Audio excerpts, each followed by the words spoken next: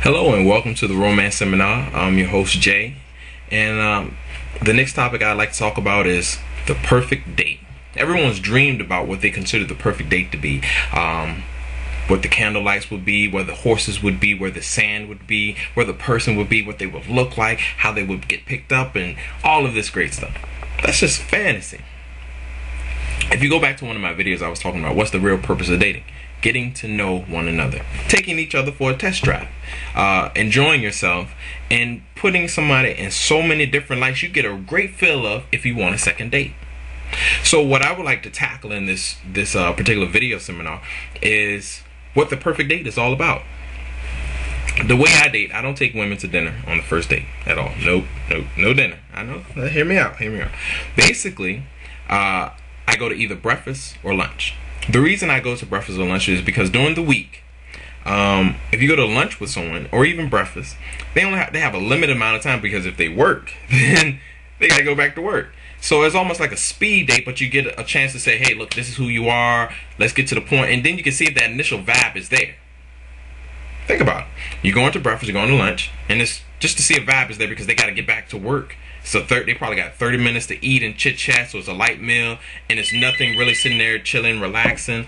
It's just a matter of just going out there and hey, this is who you are. I'm attracted. Let's see what we can, see if the chemistry is there, and then let's schedule for another date. And I would suggest do not go back to dinner. Lunch on a Saturday. Now this is where it really gets cool, ladies and guys. Ladies, if a guy takes you to lunch on a Saturday, wait, let's go back. Normally, people go to dinner. But dinner happens around 6 or 7 o'clock. Then after dinner, there's a movie or a play or an opera or a symphony or orchestra or whatever it is. But then after that, it's really late. So then the only thing left to do is try to get some sex, or I don't know. So try to get some sex.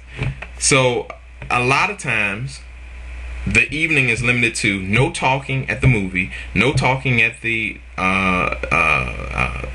whatever event you're at, concert, whatever. But if you're at this dinner, you can chit chat, but the guy's getting you drunk, or you're getting the guy drunk, or you're going through this whole thing, but it's going to end up to an awkward situation of there's a kiss goodnight, or there's all your evening's wasted if the guy's a loser, or if the girl's a loser, or she's weak in the head, she's a space cadet, whatever it is, your evening's wasted. So then it leads to that awkward, am I going to get some sex tonight, from whoever's asking. But if you think about having lunch with someone about 11 o'clock, noonish, you still got 6-7 hours of daylight or things to do. This gives you, ladies, an opportunity to see how creative the guy is. See what he's bringing to the table. Did he plan a pottery class? Did he plan a tango lesson? Did he plan going to go-karts? What's after lunch? You think about it. If the guy says, okay, let's go back to your place, you already know what he's about. His creativity is not there. He doesn't have anything to do. He has nothing to offer. All he can think about is eat. Let me go eat you.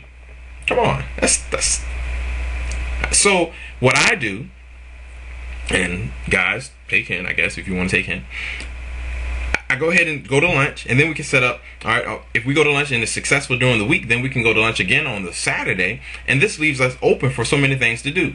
Now, it's a little bit more cost intensive, but if you're creative, guys, you can figure it out.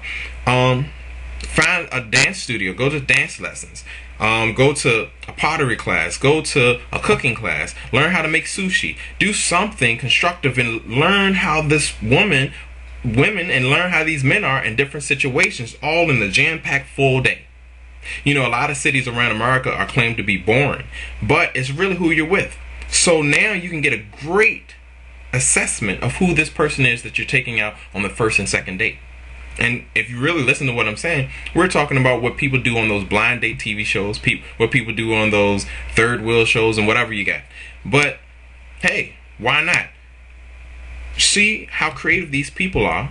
Go to lunch, because then you won't be put in these awkward situations where you're getting sex, but you're not really getting to know somebody. Try to get as many things done on the first or second date, and see if they're planning things out. Or go, if you find somebody that can't plan things out, and you yourself don't plan things out, just say, okay, now we can go look at the weekend edition of your local newspaper and say, okay, well, look, I know this is going on. Let's go check this out, and let's go check this out, and then you can go dress, take a change of clothes, or go back home after those events are over, then go have dinner again, then you got a great idea who this person is, because you went to lunch, you had a whole bunch of events, you changed clothes, then you went to dinner, you maybe went dancing, and those are how my dates go. So that's the perfect date to me. Do with it what you will. Thank you.